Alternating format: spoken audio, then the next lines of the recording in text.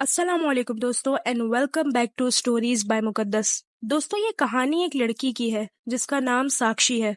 साक्षी India Madhya Pradesh के एक छोटे से गांव की रहने वाली लड़की है। साक्षी ने अपनी स्कूल की एजुकेशन अपने गांव से ही कंप्लीट की, जबकि उसे हायर एजुकेशन के लिए भोपाल जाना था। मगर जिस बैकग्राउंड से साक्षी थी उसमें लड़कियों को घर से इतना दूर, चाहे वो पढ़ाई के लिए ही क्यों ना हो, भेजा जाना सही नहीं समझा जाता था। इन्हीं सब चीजों के चलते साक्षी के घर में आए दिन की लड़ाइयाँ होती। मगर साक्षी की मदर उसे बहुत सपोर्ट करती थी, और इसी सपोर्टिव रवैये के होते हुए साक्षी ने भोपाल के एक बहुत बड़े कॉलेज में एडमिशन ले ही लिया। साक्षी कुछ दिनों के बाद भोपाल चली जाती है और अपनी सारी एडमिशन की फॉर्मेलिटीज को पूरा कर लेती है। मगर यहाँ एक प्रॉब्लम होती है कि साक्षी ने जिस कॉलेज में एडमिशन लिया था वहाँ उसका लेट एडमिशन था, तो उसे वहाँ पे कोई पीजी या हॉस्टल वगैरह नहीं मिल रहा था क्योंकि वो सब फुल हो गए थे। अब साक्षी को ये अंदाजा हो गया था कि जिस स्ट्रगल से वो भोपाल आई है, अगर वो वापस गई तो उसे वापस तो नहीं आने दिया जाएगा। तो उसने सोचा कि वो कोई स्टूडियो अपार्टमेंट या फिर फ्लैट वगैरह अपने लिए भी टेम्परेरी देख लेती है। अब जो साक्षी थी वो सुबह से शाम तक भोपाल में ही अपार्टमेंट के लिए घूमती रही, मगर कुछ नहीं मिला। अब थक हार कर साक्षी जिस रेलवे स्टेशन से भोपाल आई थी उसी रेलवे स्टेशन के सामने एक रेस्टिंग एरिया में जाकर बैठ जाती है। काफी सारे फोन कॉल्स ट्राई करती है, काफी सारी एजेंसीज में ट्राई करती है, मगर कहीं से कोई घर का जुगाड़ नहीं हो पाता। थकी हालत में बैठी हुई साक्षी, उसके सामने से एक लेडी आती है और वो उसके बराबर में आकर बैठ जाती है। कुछ देर साक्षी के बराबर में जो लेडी थी वो उसे बैठकर ऑब्जर्व कर रही होती है। फिर थोड़े टाइम के बाद वो लेडी साक्षी से सवाल करती है कि बेटा, आप कुछ परेशान लग रही हो। आपके कोई पैसे चोरी हो गए हैं या फिर कोई लगेज में से कुछ चोरी हो गया है? आप मुझे बता सकती हो अगर मैं आपकी कुछ हेल्प कर सकूं तो। चूंकि साक्षी कुछ खास मैच्योर नहीं थी, ऑब्वियसली कॉलेज जाने वाला बच्चा या बच्ची क्या ही मैच्योर होगा, तो साक्षी ने उस औरत को सारी बातें कह दी कि मेरे साथ ऐसा ऐसा हुआ है, मैंने कॉलेज में एडमिशन लिया बट लेट था तो कोई हॉस्टल वगैरह नहीं मिल रहा। तो वो औरत ने कहा कि बेटा बस इतनी सी प्रॉब्लम, अभी आपकी मैं ये प्रॉब्लम सॉल्व कर देती हूँ। मेरे जो हस्बैंड है वो ब्रोकर है और इस एरिया की कुछ प्रॉपर्टीज का तो मुझे भी पता है। तो साक्षी ने क्यूरियोसली पूछा कि ओके, कहाँ है, आप मुझे बता सकती हैं, बट मुझे कॉलेज के करीब करीब ही चाहिए, ज्यादा दूर नहीं चाहिए। तो उस औरत ने साक्षी को बहुत ही कामली कहा कि बेटा, अगर आपको कॉलेज के करीब करीब चाहिए ना तो यहाँ से 3 किलोमीटर दूर पर एक बिल्डिंग है, वहां पर 2 BHK का अपार्टमेंट है, आप वो ले लो। अब साक्षी ने 2 BHK सुना और वहीं पर ही ठंडी पड़ गई। साक्षी अपने बचकाना अंदाज में कहती है कि मैडम, आपको मेरी हालत देख के लगता है कि मैं 2 BHK अफोर्ड कर पाऊंगी? आप रहने दो, आपसे नहीं हो पाएगा।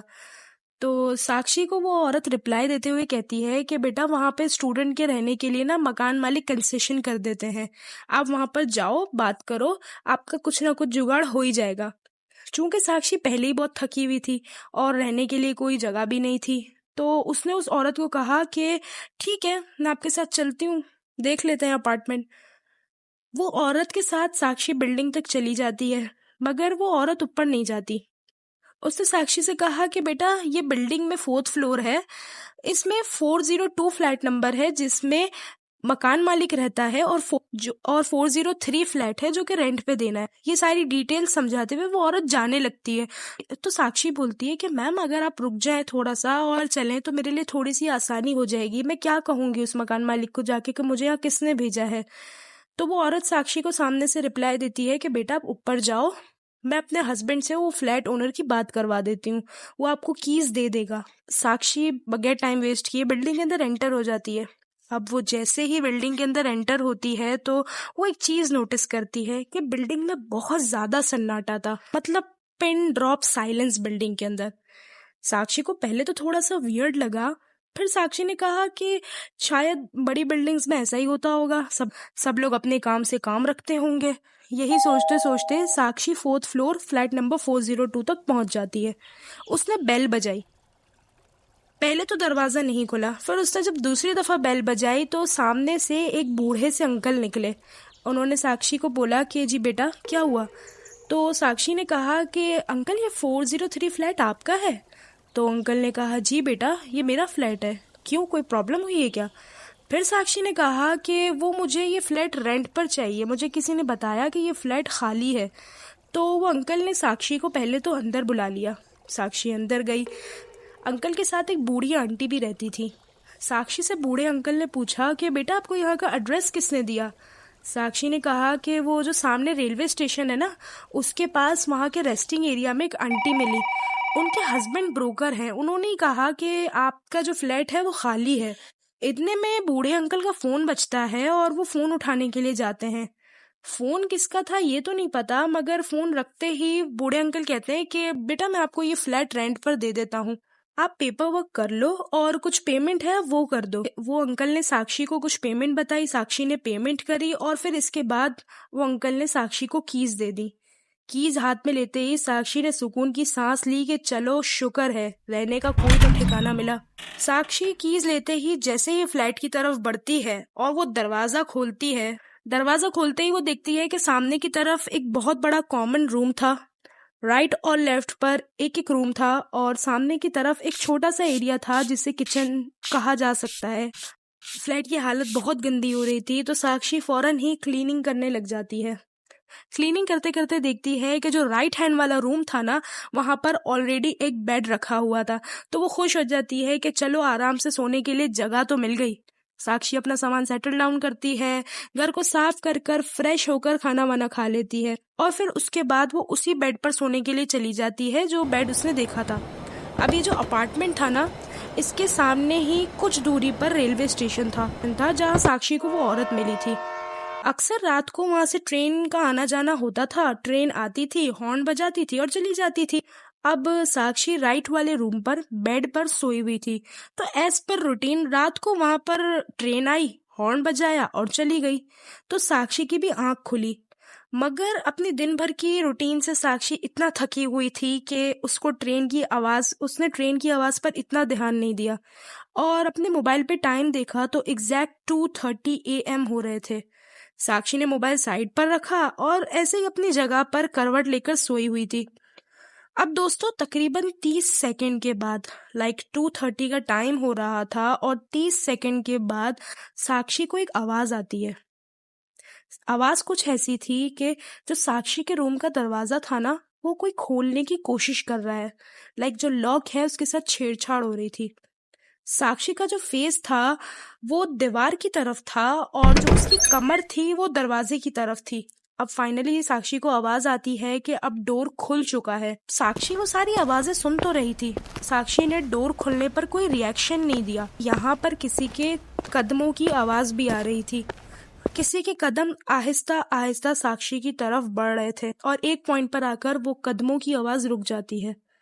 साक्षी को समझ तो आ रहा होता है कि जो कोई भी है वो उसके ठीक पीछे खड़ा है। साक्षी इन कदमों की आवाज पर और पीछे खड़े होने पर भी कोई रिएक्शन नहीं देती, वो बिल्कुल फ्रीज हो जाती है क्योंकि उसके दिमाग में कई सारे सवालात चल रहे होते हैं कि अगर उसके ऊपर कोई अटैक होता है तो उसको कैसे रिएक्ट करना है, या फिर अगर उसे कोई टच करता है तो उसे कैसे भागना है। वो अपने दिमाग में सारी स्ट्रेटेजीज बना रही होती है। उसके दिमाग में एक और ये भी चीज चल रही होती है कि अगर वो मुड़ जाती है तो शायद आज उसकी आखिरी रात हो। उसको नींद में से लग रहा था कि शायद वो कोई ख्वाब देख रही हो, मगर उसे थोड़ी देर में पूरा रियलाइज हो जाता है जब वो शख्स साक्षी के पीछे खड़े होकर उस पर कुछ मंत्र पढ़ता है और आवाज से साक्षी को अंदाजा हो जाता है कि ये कोई आदमी नहीं है, ये कोई औरत है। जो औरत मंत्र पढ़ रही थी वो साक्षी ने ना कभी सुने थे और ना उसे कोई आइडिया था। इनफैक्ट ये लैंग्वेज कौन सी है ये तक साक्षी को नहीं समझ आ रहा था। मंत्र तक तो ठीक था, मगर उस औरत ने जोर जोर से साक्षी के पीछे खड़े होकर घंटियां भी बजाना शुरू कर दी।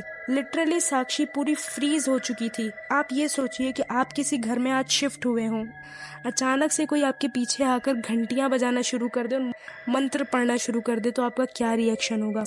अब साक्षी को सिर्फ एक डर था जिसकी वजह से साक्षी नहीं मुड़ी। वो ये था कि अगर उसने कोई रिस्पॉन्स दिया या अगर उसकी फिंगर तक भी हिल गई ना तो वो आज मारी जाएगी। वो बिल्कुल डर चुकी थी। ये जो घंटियों का और मंत्र का सिलसिला होता है ये तकरीबन कोई 2 या 3 मिनट चलता है। अब फिर साक्षी को एक और आवाज आती है दोबारा चलने की। जो कदम चल के उसके कमरे में आए थे वो कदम चल के दोबारा उसी कमरे से बाहर जा रहे थे। वो जो कोई भी था, वो जो कोई भी औरत थी, वो दोबारा चलकर बाहर गई, दरवाजा लॉक किया। वो दोबारा बाहर गई। उसने साक्षी को कुछ हार्म नहीं किया। वो बाहर चली गई और दरवाज़ा बंद किया और साक्षी वहीं रूम में थी। साक्षी इससे पहले कि कुछ रिएक्ट कर पाती, विद इन अ सेकेंड साक्षी को नींद आ गई। अगले दिन सुबह जब साक्षी उठती है तो वो अपने कॉलेज और ट्यूशन के लिए चली जाती है और वो दिन भर यही सोचती है कि कल रात उसके साथ हुआ क्या था। साक्षी को ऐसा लगा कि शायद वो दिन भर की थकन की वजह से हेलुसिनेट कर रही हो। तो साक्षी ने अपने आप को ना चाहते हुए भी हेलुसिनेशन पे अग्री कर ही लिया कि हाँ यही होगा, हेलुसिनेट कर रही होंगी। फिर साक्षी अपने कॉलेज और ट्यूशन से फ्री होकर दोबारा घर चली जाती है। कल रात के इंसिडेंट के बारे में वो अपनी माँ को कुछ नहीं बताती। खैर, घर जाकर उसने थोड़ा घर को सेट किया, बुक सेट करी और खाना खाकर और सोने के लिए चली गई। बेड पे लेटे लेटे ही वो सोच रही थी कि क्या कल रात को जो हुआ वो ख्वाब था, और कल रात को जो हुआ वो ख्वाब था या क्या था। और यही सारी चीज़ें सोचते सोचते वो सो गई। अब दोबारा वही एग्जैक्ट 2:30 AM पर ट्रेन आती है, हॉर्न बजता है और साक्षी की आंख हल्की सी खुलती है और वो टाइम देखती है, एग्जैक्टली 2:30 AM हुए होते हैं। उसके बाद ठीक 3 सेकंड के बाद दरवाज़ा फिर से खुलता है। फिर से किसी के चलने के कदम महसूस होते हैं, मगर इस दफ़ा वो औरत साक्षी के पीछे आकर नहीं खड़ी होती, वो उसके चारों तरफ चक्कर लगा रही होती है और साथ ही साथ कुछ अजीब से मंत्र पढ़ रही होती। साक्षी डर के मारे आँख ही नहीं खोलती और दिल ही दिल में बोल रही होती है कि आज वो यहाँ सोने नहीं आती और इस मामले को थोड़ा सा सीरियसली ले लेती। वो लेडी चारों तरफ चक्कर काट रही थी, ज़ोर ज़ोर से मंत्र पढ़ रही थी और साथ वो घंटी भी बजा रही थी। आज तो ये आवाज़ें तकरीबन कोई 15 से 20 मिनट तक चली। लिटरली साक्षी 15 से 20 मिनट तक एक ही पोजीशन पर सोई हुई थी, इस डर के मारे कि अगर वो हिल गई तो आज वो मारी जाएगी। मगर बाद में अचानक से साक्षी को कैसी नींद आ जाती है और वो औरत कब रूम से गई कुछ नहीं पता चलता उसको। मगर जब साक्षी सुबह उठती है तो वो खुद को फ्लैट के लेफ्ट वाले रूम में पाकर शॉक्ड हो जाती है, क्योंकि वो तो राइट वाले रूम में बेड पर सोई। वो वापस इन्हीं सोचों के साथ अपना दिन शुरू करती है, मगर बार बार यही सोचती है कि वो रात को राइट वाले रूम में सोई थी, वो लेफ्ट वाले रूम में कैसे आई। वो ये सारी बात अपनी एक सहेली को बता देती है जो कि गांव में उसके साथ स्कूल में पढ़ती थी, कि मेरे साथ ऐसा ऐसा सब हो रहा है 2 दिन। तो उसकी दोस्त उसको बोलती है कि यार तुम अपनी फैमिली से इतना दूर हो, अकेली हो, कभी इतने बड़े घर में रही भी नहीं हो, तो शायद तुम्हें डर लग रहा हो और बहुत सारी चीज़ें तुम्हारे सबकॉन्शियस माइंड में चल रही हूँ। तो साक्षी भी एग्री कर लेती है कि हाँ शायद मैं कभी अकेली नहीं रही हूँ, तो ये सब कुछ हो सकता है। तो उसकी दोस्त उससे कहती है कि तुम एक काम करो, तुम पॉजिटिविटी के लिए घर में एक मंदिर रख लो और एक छोटी सी पूजा कर लो। तो साक्षी इस बात पे अमल करती है और अपने घर के लिए एक छोटा सा मंदिर ले आती है और पूजा के लिए वो अपने नेबर्स को बुलाने के लिए जाती है, मगर कोई नेबर तो दरवाज़ा खोलता ही नहीं है। खैर, साक्षी को जो कुछ भी पढ़ना वढ़ना आता था उसने पूजा करी और मंदिर को अपने रूम में रख लिया, क्योंकि उसको रूम बहुत खाली लग रहा था, तो उसने अपने रूम को मंदिर से डेकोरेट कर लिया। इन सब पूजा और मंदिर से फ्री होकर साक्षी अपनी फैमिली से बातें करती है, अपनी फैमिली को बताती है कि आज मैंने ये किया वो किया, और अपनी रूटीन शेयर करती है और अपनी पढ़ाई कर कर खाना खाकर सोने चली जाती है। रात में फिर दोबारा ट्रेन आती है और इस दफ़ा साक्षी को अंदाज़ा होता है कि 2:30 ही हुए हैं, लेकिन फिर भी साक्षी टाइम देखती है और एग्जैक्ट 2:30 ही हुए होते हैं। और ठीक 30 सेकंड के बाद दरवाज़ा खुलने की दोबारा आवाज़ आती है, मगर इस बार पता नहीं कैसे दरवाज़ा नहीं खुलता। इस बार साक्षी बेड पर ही बैठे बैठे ये सब देख रही होती है, मगर कुछ देर के बाद बाहर कॉमन में से ज़ोर ज़ोर से चिल्लाने की, चीज़ें गिरने की आवाज़ें आती हैं, जैसे कि कोई शीशे के बर्तन ज़ोर ज़ोर से पटक रहा हो, तोड़ रहा हो, और साक्षी का जो लगेज जो साक्षी लाई थी वो भी गिरने की आवाज़ें आ रही होती है। और एक ज़ोर ज़ोर से आवाज़ें आ रही होती है कि मुझे अंदर आने दो, मुझे रोको मत, मैं आना चाहती हूँ, मुझे अंदर आने दो, मुझे रोको मत, मैं आना चाहती हूँ। और साक्षी ज़ोर ज़ोर से आवाज़ें सुनकर बहुत डर जाती। साक्षी को ये आवाज़ें सुनकर तो अंदाज़ा हो जाता है कि ये कोई पैरानॉर्मल चीज़ है। साक्षी वहाँ से भागना चाहती है, मगर वही डर साक्षी के दिल में होता है कि अगर आज वो इस रूम से बाहर जाती है तो वो मर जाएगी। साक्षी को पता नहीं कैसे इन सब आवाज़ों के बाद अगले 30 सेकंड में दोबारा से नींद आ जाती है और वो सो जाती है। सुबह जब वो कॉलेज जाने के लिए उठती है तो उसको ये अंदाज़ा होता है कि अब वो बाहर जाएगी तो उसे काफ़ी सारी चीज़ें टूटी मिलेंगी। मगर साक्षी तो तब शॉक हो जाती है जब वो बाहर जाती है तो उसे बिल्कुल क्लीन मिलता है। साक्षी डिसाइड कर चुकी थी कि अब उसे इस घर में तो नहीं रहना। वो सामान अपना पैक करती है और सोचती है कि कॉलेज ही वापसी में उठा लेगी, और वो कॉलेज के लिए चली जाती है। मगर जब वो कॉलेज जाती है तो उसे इन्हीं सब चीज़ों की स्ट्रेस की वजह से उसे फीवर हो जाता है और उसकी तबीयत ख़राब हो जाती है। उसे कॉलेज वाले हॉस्पिटल ले जाते हैं और उसे हॉस्पिटलाइज करना पड़ जाता है।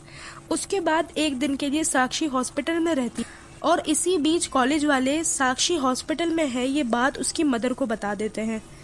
साक्षी जो एक रात हॉस्पिटल में रुकी, साक्षी को कुछ भी एबनॉर्मल सा फील नहीं हुआ। वो नॉर्मल सोई, उसे किसी की आवाज़ नहीं आई, कोई मंत्र, कोई घंटी, कुछ भी उसे फील नहीं हुआ। अब एक दिन हॉस्पिटल में रहने के बाद साक्षी सेकंड डे हॉस्पिटल से डिस्चार्ज हो जाती है। वो फ्लैट की तरफ बढ़ती है कि अब वो अपना सामान उठाकर कहीं पे भी चली जाएगी, मगर यहाँ नहीं रहेगी। दरवाज़ा खोलती है और लाइट ऑन करती है। मुश्किल ही 5 सेकंड तक लाइटें खुली रहती हैं और एक फ्लैश के साथ लाइटें बंद हो जाती हैं। साक्षी बहुत डर जाती है और फ़ोन की फ्लैश लाइट ओपन करती है। इधर उधर देखती है कि कहीं कोई वायरिंग में प्रॉब्लम तो नहीं है। वो जैसे ही राइट वाले रूम की तरफ लाइट मारती है तो वो देखती है कि वहाँ एक लेडी खड़ी है। साक्षी डर के उल्टे पाँव सामान वहीं छोड़कर भागती है। बचाओ बचाओ चिल्लाते हुए 4th फ्लोर से उतर जाती है। 4th फ्लोर वो जैसे तैसे करके भाग के उतरती है, मगर फ्लैट से कोई बाहर ही नहीं आता।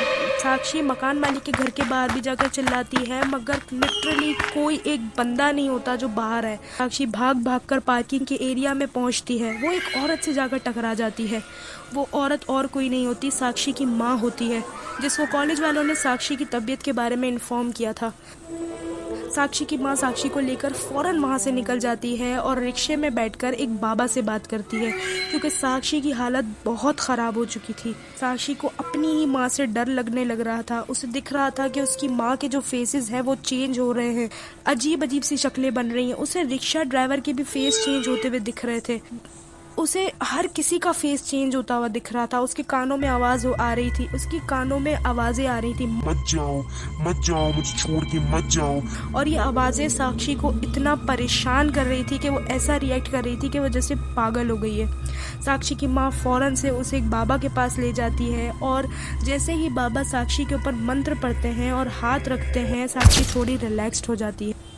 जैसे ही साक्षी रिलैक्स्ड होती है और वो अपनी आंखें बंद करती है तो उसको एक फ्लैशबैक आ जाता है। जिस घर में अभी साक्षी रह रही थी, उसके एक बेडरूम में जो है वो साक्षी रहती थी, राइट वाला बेडरूम।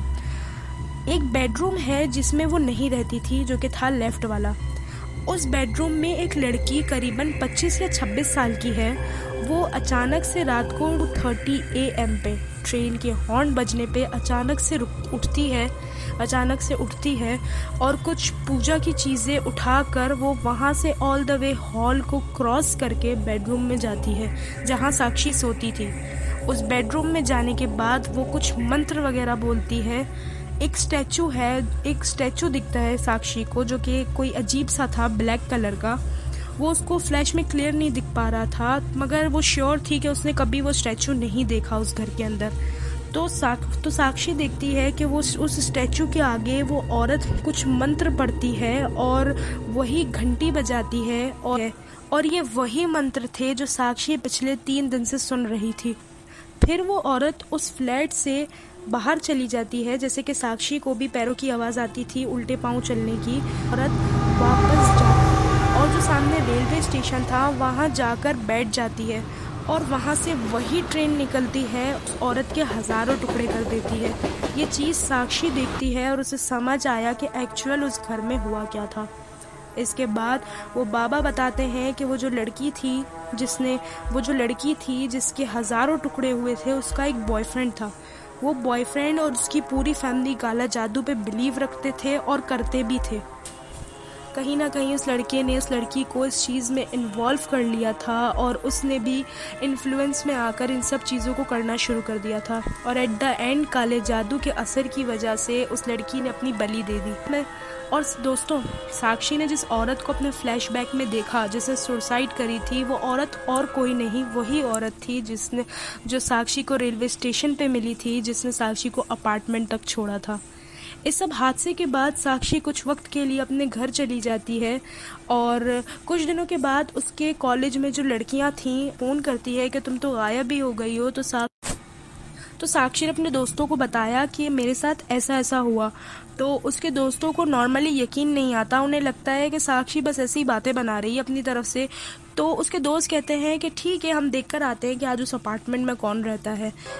तो साक्षी के दोस्त उस बिल्डिंग की तरफ जाते हैं तो वो वहाँ जाकर हैरान हो जाते हैं। साक्षी के दोस्त उसे फ़ोन करते हैं और कहते हैं कि जिस अपार्टमेंट का तुमने हमें एड्रेस दिया था ना, वो अपार्टमेंट पिछले 10 साल से खाली है, तुम कहाँ रहती थी। साक्षी को बहुत शौक लगा, उसने कहा कि मैं तो वहीं रही हूँ 3 दिन। साक्षी ने ये बात अपनी माँ को बताई तो उसकी माँ ने उसे कहा कि बेटा मुझे इस बात का पता था कि वो अपार्टमेंट पिछले 10 साल से खाली है, और बेटा जब तुझे भागता आता देखा ना तो मैं श्योर हो गई कि तेरे ऊपर किसी शैतानी चीज़ ने कब्जा किया है, इसीलिए फ़ौरन तुझे बाबा के पास लेकर चली।